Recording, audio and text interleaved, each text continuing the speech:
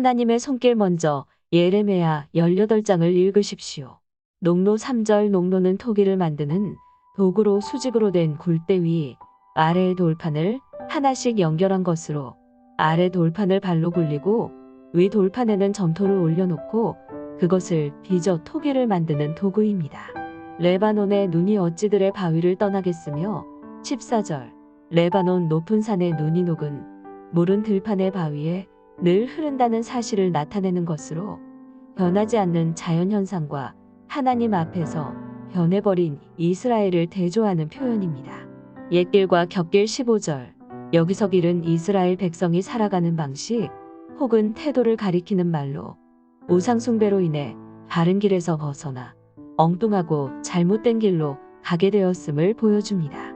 1. 토기장이의 비유 18 1에서 12 하나님께서는 예레미야 선지자에게 토기장이의 집으로 가라고 명령하신 후 토기장이가 그릇을 만드는 과정을 보여주시며 하나님이 하시고자 하는 말씀을 전합니다. 하나님은 토기장이가 그릇을 자기 마음대로 만드는 것처럼 유다 위에 하나님의 손을 펼치셔서 하나님의 주권과 통치를 이루실 수 있다고 말씀하십니다. 이는 하나님이 역사의 주관자이시며 하나님의 섭리를 거스를 수 있는 것은 그 어떤 것도 없음을 보여줍니다. 또한 하나님의 선택받은 백성일지라도 그에 합당한 삶을 살지 못하면 하나님의 심판을 피하지 못할 것이며 비록 불의한 민족일지라도 하나님 앞에 진심으로 회개하고 돌이키면 용서해 주실 것이라고 말씀하십니다. 하나님의 심판 앞에 구원받을 수 있는 방법은 하나님의 말씀을 청종하고 하나님의 주권을 인정하며 하나님께로 돌아가는 것입니다. 하나님은 오늘 우리의 믿음을 보십니다. 과거의 지난 믿음 혹은 앞으로 그렇게 살 것이라는 불확실한 조건이 아닌 지금 우리가 하나님의 편에 서고 있는가를 보십니다. 그러므로 우리의 잘못된 모습들과 죄를 회개하고 하나님께로 돌아와야 합니다. 우리는 시험과 위기 앞에서 넘어지는 연약한 존재이지만 하나님의 손에 붙들리며 하나님이 빚으시는 크신 역사를 경험하게 됩니다. 오늘도 우리를 만지시고 만들어 가시는 하나님의 손길을 의지하여 승리하는 하루가 되기를 바랍니다.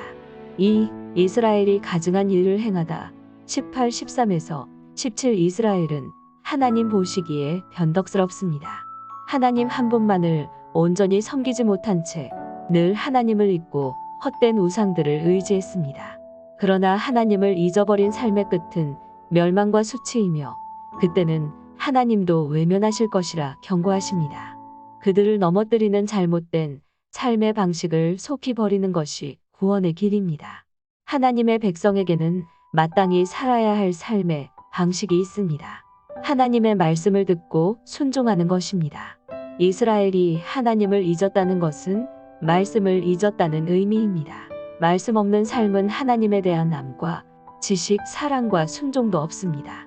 그러므로 말씀의 회복은 하나님과의 관계 회복 나아가 삶의 회복을 가져옵니다.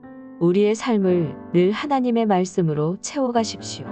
말씀으로 충만한 삶이 되어 하나님 안에 거하는 기쁨을 누리며 살아가는 복된 인생이 되시기를 바랍니다. 3. 예레미야를 죽이려 하다 18, 18에서 23 유다 백성들은 예레미야의 외침을 듣지 않고 도리어 그의 생명을 해하려 합니다. 예레미야는 생명의 위협으로부터 자신을 건져내시고 그들의 악한 행위에 맞는 보응을 해달라고 하나님께 간구합니다. 하나님의 말씀을 전하는 사명자임에도 마주해야 하는 현실은 녹록지 않습니다. 그런데 이것은 비단 예레미야의 문제만 아닙니다.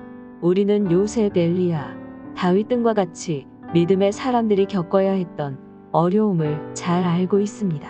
하지만 그들은 어려운 상황 속에서 하나님께 나를 구원해달라고 부르짖었으며 그 간절한 호소 가운데 하나님의 보호와 인도하심을 경험하였습니다. 사명의 자리 가운데 찾아오는 어려움이 분명히 있습니다.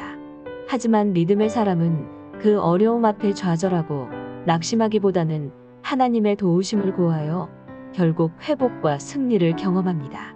믿음의 간구와 기도를 통해 맡겨주신 사명을 끝까지 감당하시는 삶이 되시기를 바랍니다.